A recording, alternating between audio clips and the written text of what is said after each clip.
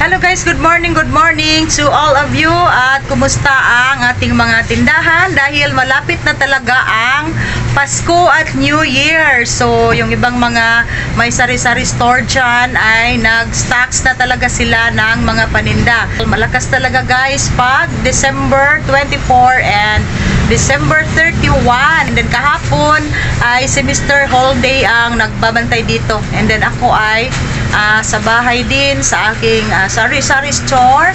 And update tayo, meron akong mga kaunti lang guys na napamili kahapon dahil doon sa aking sari-sari store sa bahay ay malakas na malakas ang Red Horse. And then yung hapon na, mga 5:30, sabi ng aking anak, Mama, wala na tayong Red Horse, 2 bote na lang. And then baka bumalik sila at bibili pa dito. So kami ay nagmamadaling mamimili ng Red Horse dahil marami namang mga wholesaler dito and panel price din sila. So nakabili ako kahapon ng 3 case na Red Horse, tapos kaunting mga chicheria and groceries doon sa aking sari-sari store sa bahay. And then meron din akong idinagdag dito dahil naubusan kami ng mga pouch na Mang Tomas, mga Ricados lang guys dahil marami pa tayong groceries. Pero wala na akong ano dito pala, mga flour. And then meron akong suki dito na 10 kilos ang bibilhin niya sa akin. So mamaya ay pagdating ni Mr. mamimili kami ng harina sa Uyanggurin, tapos naubusan na ako ng pork, chorizo, and mga sandubag guys. Wala na akong sandubag. So ito yung update sa ating tindahan. Kahapon wala ako dito, nung isang araw ay half day lang din ako dito dahil nga marami akong mga nilalabhan ng aking mga damit dahil malapit ang Kapaskuhan. And gabundok na guys yung aking mga labahin, so naglalaba muna ako. So ganyan talaga guys, no, yung ating mga daily routine. So mabibitin talaga ang trabaho natin sa ating bahay. So ngayon ay meron akong order kasi yan na lang guys ang aking pansit canton. Pero meron pa akong display doon sa lamesa. So meron akong delivery ngayon, 2 bundle, medium and large. Tapos yung ating pork carcass, and pupunta kami ng palengke, mag-pick up kami ng mga dressed chicken. Alam nyo guys, mahal na talaga ang mga special cut na mga dressed chicken. Ang chicken wings 205 na ang puhunan. Tapos mabuti na lang sa S&R ang whole chicken ay 168 pa rin, pero limit lang. Last time nagkuha ako 2 bag lang at muntik pa akong hindi nabigyan dahil dapat kasi pag mag-order ako sa S&R umaga pa lang 8 AM ay makatawag na ako, and then tumawag ako ay mga 9:30 na. So marami nang nakabook. Tapos meron pang natitirang isang bag dyan pero kailangan dagdagan. So ang kulang dito ay chicken wings and quarter leg. So mag-pick up tayo mamaya, and then mga sandubag. So yun guys, at kahapon meron din akong mga hotdog dahil Thursday. Tapos si Mr. ay nagkuha ng french fries, 5 pack na tag 1 kilo. And then mura lang yun guys dahil yun yung prito. Dalawang klase kasi ang french fries sa Virginia. Yung Virginia na french fries, 120 ang ating puhunan. Tapos meron din silang frito freight na na french fries, no? Ang hirap bigkasin. So 115 lang ang kilo, and then napakalakas ng malakas na malakas dito ang french fries dahil meron akong 70 pesos lang, very affordable.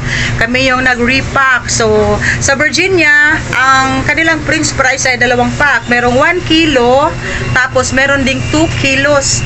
And then mas malaki ang ginansya natin sa 2 kilos dahil 199 lang, 2 kilos na siya. So kibali 99. So kami na ang mag-repack. Wala lagi ko siya. Wala. So may naghahanap ng tsa. Sa bahay ang dami kong tsa. Ang tsa naman ay hindi naman gaanong malakas. So yung mga tsa namin dito dinala ko sa bahay dahil minsan lang pag may naghahanap. So yun guys, ang french fries ng Virginia 2 kilos 199 lang. So kibali yung ating puhunan dyan ay nasa 99.50, and then nire-repack natin yan tig 1/2. Malaki ang kikitain talaga natin dyan. 70 pesos ang aking benta sa 1/2 kilo dahil hindi naman gaanong malakas yung 2 kilos. Ang fast moving dito ay tig 1 kilo. Okay, at meron pa akong free na chicken poppers sa Virginia, and isa chicken nuggets, guys, no? Every time na mag-order ako ay meron akong free sa Virginia. So ang pinakamaraming free na binigay nila sa akin ay mga spaghetti sauce na Virginia. Hindi naman yan saleable dito, and then guys, malapit na mag-expire. So yan, kaya nga binibigay nila sa mga tindahan. Pero it's okay dahil yung isa, yung chicken nuggets, January 2025, next month. Tapos March, yung kanilang chicken poppers. Pero ano na lang yan, sa amin na lang yan, hindi ko na ibebenta. So 4 na pack yun. So yung dalawa ay ibibigay ko kay IC and kay Marisa. Okay, at ipapakita ko sa inyo guys ang update dito sa tindahan. Ang akong napalit na ha. Okay. Ay display na to. So ito guys yung ito yung mga Prince Price si Mr. Ang nagkuha ito kahapon, at ito yung 1/2 kilo. Ito yung tig 1/2 kilo. Sandali lang. So guys, ito yung sinasabi kong Prince Price na isang klase sa Virginia. So ito ay free to freight. 115 ang ating puhunan dito, and then ang benta namin ay 140 per kilo. Tapos ito yung 2 kilos, nire-repack natin na tig 1/2. So meron pa palang dito guys, no? Noong isang araw, noong Monday, meron pa silang free na ibinigay sa akin itong sweet corn. And then kahapon binigyan na naman ako ng 4 na pack, 2 poppers and 2 chicken nuggets. And then yung ating ice cream, ito na lang ang nasa basket. Wala na tayong overstock dyan ng mga cornetto, and yung ating 1.3 liters and 750 ml. So ngayon guys, kasi palagi na lang umuulan, hindi masyadong malakas ang ice cream natin na mga malalaki. So ang fast moving talaga ay itong tag 10 pesos natin na watermelon slice, at saka itong cornetto, at sa bahay din malakas na malakas ito. Okay, at ito yung mga napamili ko kahapon. Dinidisplay na ni IC dahil naubusan kami ng mga Mang Tomas, no? Kapila na tagipangitaan day o ka ng mga mafran. So kahapon nakabili tayo. Yan guys, and meron pa dito sa cellophane mga black beans, and katuday meron tayong black beans dyan, mafran na ketchup, and yung whole kernel na sweet corn, malakas yan dito. Tapos meron din akong dinagdag na all-purpose flour. So yan yung dinagdag natin. Tapos yung iba ay meron akong 4 na cellophane kahapon from NCCC para sa aking sari-sari store sa bahay. And then ito guys, meron tayong darating mamaya na mga chikis pansit canton dahil yan na lang ang ating stocks. And then marami tayong SPB hon dahil nakabili ako ng isang bundle. Tapos meron din akong Super Q, isang bag din yan siya. So ang kulang na lang talaga dito, yung kaunti na lang na stocks natin ay chikis. Ito ya. So guys, ito yung sinabi ko na binigay kahapon ni Virginia, at ito ay napakasarap. Itong chicken popcorn, and then malaki siya, malaking pack.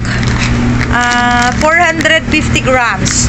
Tapos 420 grams ang kanilang chicken nuggets. Malaki talaga ito. And then ang kanyang expiration ay 2025.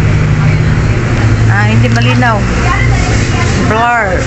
2025 ito, January. So, ito ay bibigay ko sa aking 2 sales lady. And then sabi nila, ate, pwede pa yan i-display.